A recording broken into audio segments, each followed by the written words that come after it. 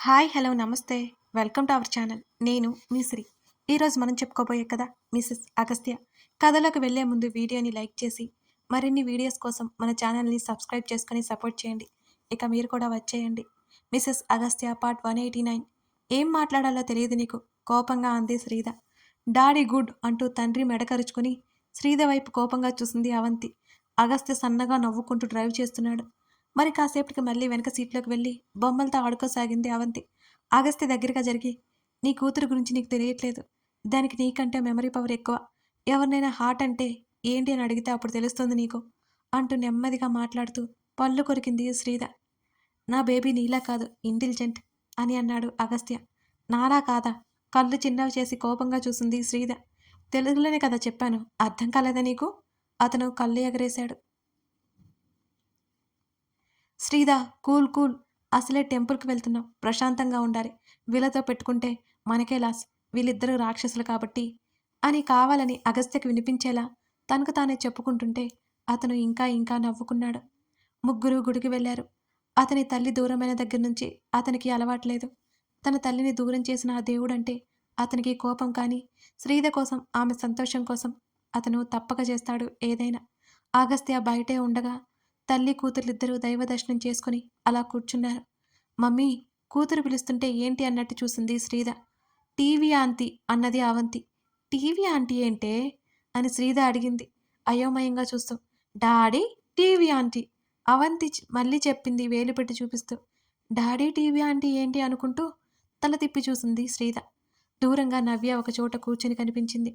ఆమెను చూసిన శ్రీధ ఒక్క క్షణం ఆశ్చర్యపోయినా అంతలోనే నవ్యని చంపేసేలా చూస్తూ కూతురు వైపు చూసింది శ్రీధ. తను నీకు ఎలా తెలిసే? శ్రీధ కోపంగా అడిగింది. తల్లి సడన్గా ఎందుకంత కోపంగా మారిపోయిందో అర్థం కాక బిక్కమొహం వేసింది అవంతి. చెప్పు, శ్రీధ మరోసారి అడిగింది. డాడీ టీవీ ఆంటీ ఫోటో అన్నది అవంతి. శ్రీధకి కాసేపు అర్థం కాలేదు. ఎక్కడ చూసావు నువ్వు అని అడిగింది శ్రీధ మళ్ళీ. టీవీలో డాడీ ఆంటీ ఉన్నారు అవంతి భయం భయంగా చూస్తూ అన్నది. శ్రీధ ఒక్క నిమిషం ఆలోచించాక గానీ విషయం అర్థం కాలేదు. నువ్వు ఆ ఆంటీని టీవీలో చూసావా? డాడీ పక్కన చూసావా? శ్రీధ ఆరా తీసింది. అవంతి అవునన్నట్టు నిలువుగా తల ఊపింది. ఓసిని, దీని మెమరీ పవర్ తగలయ్యా. అప్పుడెప్పుడో ఇది కూడా చూసేసిందన్నమాట టీవీలో. ఎక్కడ చూసావు అని అడిగింది. మా నేను అంటూ వేలు తన వైపుకు చూపించుకుంది అవంతి. ఓహో అనుకుంది శ్రీధ. చందనతో పాటు తండ్రితో పాటు నవ్యని చూసిందన్నమాట. శ్రీధ తల కొట్టుకుంది. ఆ రోజంతా దీని ముందే కదా టీవీ మోత మోగుతుంటుంది. అసలు మర్చిపోతే ఇది. శ్రీధకి నవ్యని చూడగానే ఉన్న ప్రశాంతత పోయింది. అదంతా గుర్తుకొచ్చి కాస్త విసిగొచ్చింది. వెళ్ళిపోవడానికి చూస్తుండగానే నవ్య వాళ్ళ వైపు వస్తూ కనిపించింది. హాయ్ క్యూటీ అవంతిని పలకరించింది నవ్య. నిజానికి అవంతి ఏదో ఒకటి మాట్లాడేది. తల్లి కోపంగా ఉండడంతో భయమేసి తల్లి చీర కొంగు వెనుక దాక్కుంది అవంతి. భర్తతో పాటు కూతుర్ని కూడా కొంగున కట్టేసుకున్నావన్నమాట. గుడ్ నవ్వుతూ అంది నవ్య. నువ్వు అనుకునే ఆ కొంగును కట్టేసుకోవడం ఏంటో నాకు తెలీదు. నీలాగా నాది పంతం కాదు, ప్రేమ. ప్రేమకి కరగని వారెవరు అంటూ కళ్ళెగరేసి కూతుర్ని ఎత్తుకుంది శ్రీధ. అయినా సరే నవ్య నవ్వుతూ అదృష్టవంతురాలివి నువ్వు అని అన్నది. నువ్వు చెప్పక్కర్లేదు, ఆ విషయం నాకెప్పుడో తెలుసు. మా డాడీకి కూతురిగా పుట్టడం నేను లక్కీ. అగస్త్యకి ప్రేమికురాలుగా మారి భార్యగా అవడం నేను లక్కీ. ఇదిగో నా అందాల రాక్షసికి తల్లిగా ఉండడం నేను లక్కీ. చాలా పొగరుగా చెప్పింది శ్రీధ. ఎప్పటికప్పుడు శ్రీధని చూస్తుంటే ఆశ్చర్యంగానే ఉంటుంది నవ్యకి. నవ్య నవ్వుతూ చూసిందే తప్ప ఇంకేం మాట్లాడలేదు. కూతురుతో పాటు అక్కడి నుంచి ముందుకు నడిచింది శ్రీధ. అవంతికి బాయ్ చెప్పింది నవ్య. ఆ ఆంటీ అంటే తల్లికి ఇష్టం లేదని అనిపించిందేమో. తల్లి మెడకరుచుకుంది అవంతి. ఏదో కాల్ మాట్లాడుతూ కార్కి ఆనుకొని నిలబడ్డాడు అగస్త్య. ఎదురుగా వస్తున్న శ్రీధని చూస్తూ అతను కాల్ కట్ చేశాడు. శ్రీధ ముఖంలో ప్రశాంతత బదులు చిరాకు కనబడుతోంది. అవంతిని ఎత్తుకుని వస్తోంది శ్రీధ. కూతురు కూడా అదోలా ముఖం పెట్టుకుని మౌనంగా రావడం చూసి ఏమైందో అర్థం కాలేదు అతనికి. తండ్రి చేతులు చాపగానే దూకింది అవంతి. ఏమైంది, ఇద్దరూ అలా ఉన్నారేంటి అంటూ పాప ముక్కు మీద పడిన కుంకుమ సరిచేస్తూ అడిగాడు. ఏం లేదులే. ప్రసాదం అతని నోట్లో పెట్టింది శ్రీధ. ఎప్పుడూ ఏదో ఒకటి చెప్పే కూతురు సైలెంట్‌గా ఉండటంతో అతనికి డౌటొచ్చింది. ఎక్కడ డ్రాప్ చేయాలి? అని అడుగుతూ అతను కారులో కూర్చున్నాడు. శ్రీధ ఒడిలో మౌనంగా కూర్చుంది అవంతి. తల్లి అరిచిన అరుపులకి అలిగింది. కోపంగా కూడా ఉంది బుడ్డది. విన్నీ వస్తానంది. నన్ను అమ్మ దగ్గర డ్రాప్ చెయి. అక్కడి నుంచి అవిని వదిలి నేను వెళ్తాను అని శ్రీధ చెప్పింది. అవి బంగారం ఏమైంది? ఎందుకంత డల్‌గా ఉన్నావు? అతను అడుగుతుంటే శ్రీధ వైపు దొంగల చూపులు చూసింది అవంతి. ఏమైంది? ఏమీ కాలేదులే అంటూ కూతుర్ని ఇంకా సీరియస్‌గా చూసింది శ్రీధ. ఆ చూపులకి వెంటనే వెనక సీట్లోకి వెళ్ళిపోయింది అవంతి. తల్లి ఏమైనా అంటే బోలెడన్ని కంప్లైంట్ ఇచ్చే కూతురు అంత సైలెంట్‌గా ఉండటంతో అగస్త్యకి డౌట్ ఇంకాస్త పెరిగిపోయింది. దారిలో ఒకచోట ఆపి అవంతికి ఆడుకోవడానికి టాయ్స్ కొనిచ్చాడు. శ్రీధ కారులోనే కూర్చుంది. కాసేపు ప్రశాంతంగా కూర్చుంటే కానీ ఆమెకి చిరాకు పోలేదు. అనవసరంగా నవ్య గురించి ఆలోచించి తలనొప్పి తెచ్చుకుంటుందా తను? అలా ఫీల్ అయిపోయింది శ్రీధ. వాళ్ళ కోసం లోపలికెళ్ళింది. ఏమైంది నా బంగారానికి? అంటూ అవంతిని బుజ్జగిస్తూ అడిగాడు అగస్త్య. మమ్మ అరిచి అని చెప్పింది. మమ్మీ అరిచిందా నిన్ను? ఎందుకని? అగస్త్య అడిగాడు. పెదవి విరిచి తెలియదన్నట్టు చూసింది అవంతి. మమ్మీతో నేను మాట్లాడతాను సరేనా? ఇంకోసారి అరవద్దని చెప్తాను. అవి గుడ్ గర్ల్ కదా! యాక్టివ్‌గా ఉండాలి అంటూ వెనక్కి తిరిగి చూడగా శ్రీధ కనిపించింది. తల్లిని చూడగానే కోపంగా ముఖం పెట్టుకుంది అవంతి. ఏ రోజైనా నన్ను అలా ఒక్కసారైనా బ్రతిమాలావా? బుజ్జగించావా? అని భర్తని గుర్రుగా చూస్తూ అడిగింది శ్రీధ. బేబీస్‌ని బ్రతిమాలాలి. నువ్వు బేబీవా చెప్పు? ఆమెతో పాటు బిల్ వేయించుకుని బయటికి నడిచాడు అగస్త్య.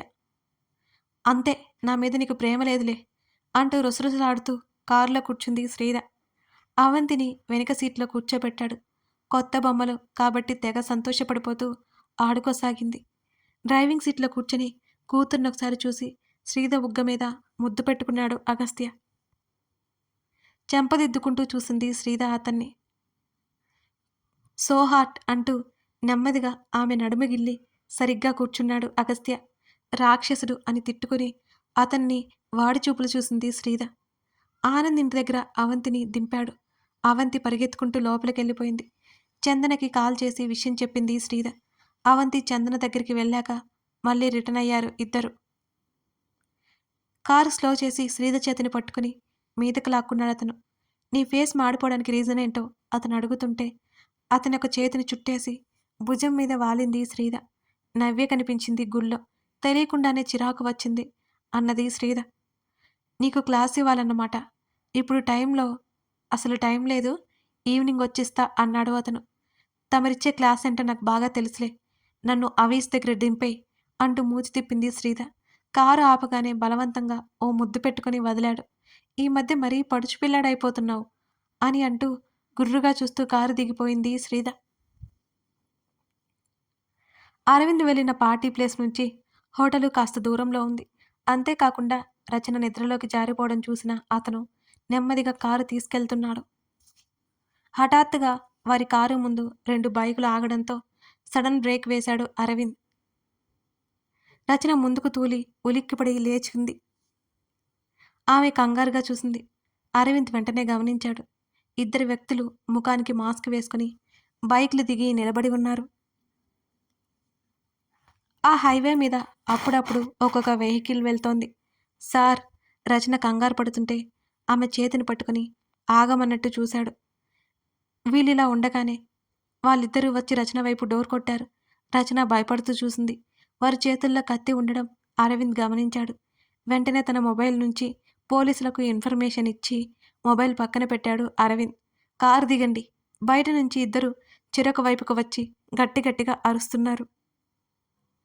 రచన అప్పటికే తెగ కంగారు పడిపోతుంది.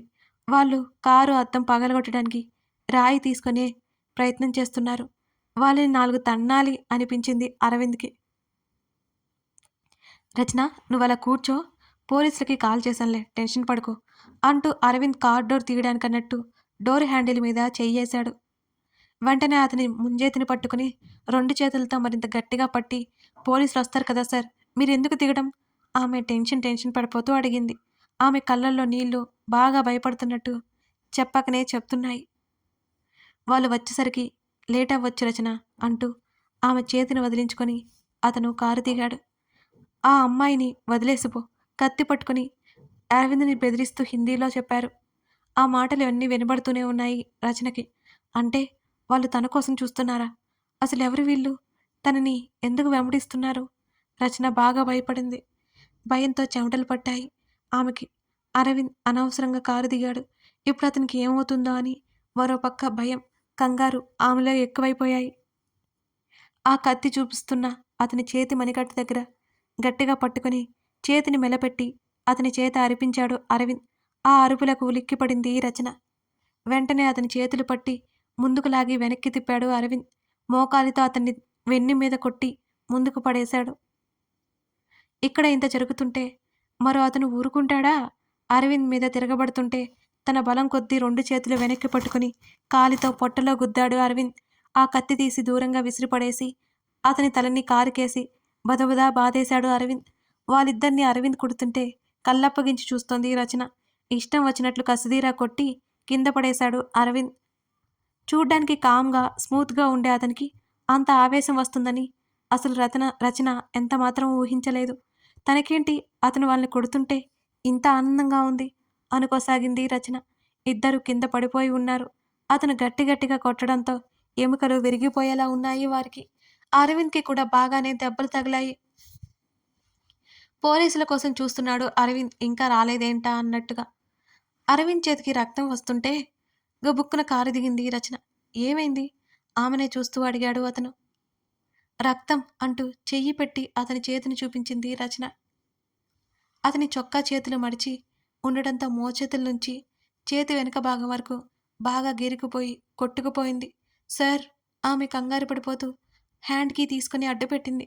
ఇట్స్ ఓకే, ఇది చిన్న దెబ్బే అన్నాడు అరవింద్ ఆ కర్చీఫ్‌ని చేతికద్దుకుంటూ.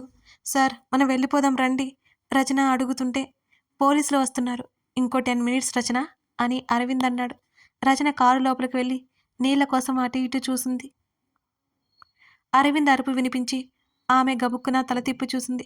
అరవింద్ చేతిలో నుంచి రక్తపు బొట్టులు కారుతుంటే ఆమెకి కళ్ళు తిరిగినంత పనైంది ఒక్కసారిగా. కింద పడిన వాళ్ళిద్దరిలో ఒక అతను అరవింద్ మీదకి కత్తి తీసుకుని తిరగబడ్డాడు.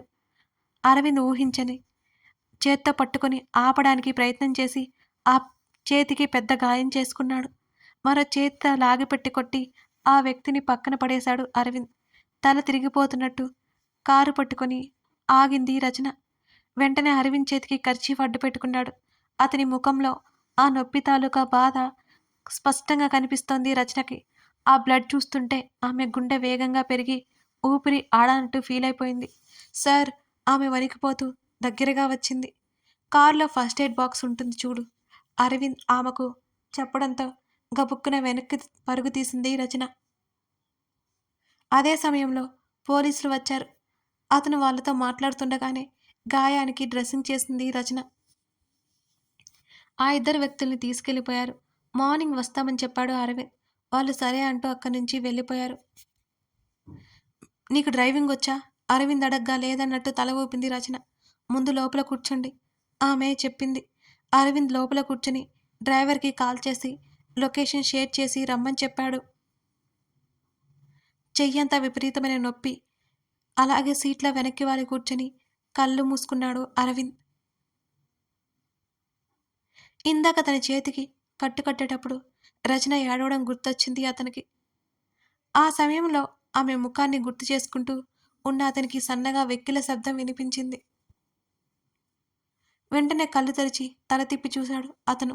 చీర కొంగు అడ్డు పెట్టుకుని శబ్దం రాకుండా ఏడుస్తోంది రచన. ఏయ్ రచన, ఏమైంది అని అడుగుతూ అతని మరో చేత్తో ఆమె చేతిని పట్టుకున్నాడు అరవింద్. రచన ఏం లేదన్నట్టు తల ఊపింది. ఏం లేకపోతే ఎందుకు ఏడుస్తున్నావు హా? నీకేమైనా దెబ్బలు తగిలాయా? కారు సడన్ బ్రేక్ వేయడంతో ఏమైనా అయిందేమోనని అతను అడిగాడు. "ఉహుం, నా వల్లే కదా ఇదంతా" అని కళ్ళు తుడుచుకుంటూ చూసింది. "ఉమ్, ఇంకా ఈ డైలాగ్ రాలేదేంటా అని చూస్తున్నా. వాళ్ళు నీ పేరేమైనా అడిగారా? ఇక్కడ ఇలాంటివి కామన్, లీవ్ ఇట్" అంటూ వెనక్కి వాలి కళ్ళు మూసుకున్నాడు అరవింద్. అతని చొక్కా అంతా రక్తం. అంత నొప్పిని ఓర్చుకుంటూ అంత మౌనంగా ఎలా ఉన్నాడో అర్థం కాలేదు ఆమెకి. ఆమె ముఖమంతా ఏడ్చి ఏడ్చి బాగా ఎర్రగా కందిపోయింది. డ్రైవర్ రావడం, హాస్పిటల్‌కి తీసుకెళ్ళడం, ట్రీట్మెంట్ చేయించుకొని, హోటల్ దగ్గర దింపడం మొత్తం జరిగిపోయాయి. అరవింద్ గదిలోనే మౌనంగా నిలబడి చూస్తోంది రచన. కథ కొనసాగుతోంది. ఈ యాక్సిడెంట్ రచన, అరవింద్ జీవితాల్ని ఎలా మారుస్తోంది? అసలు వాళ్ళెవరు?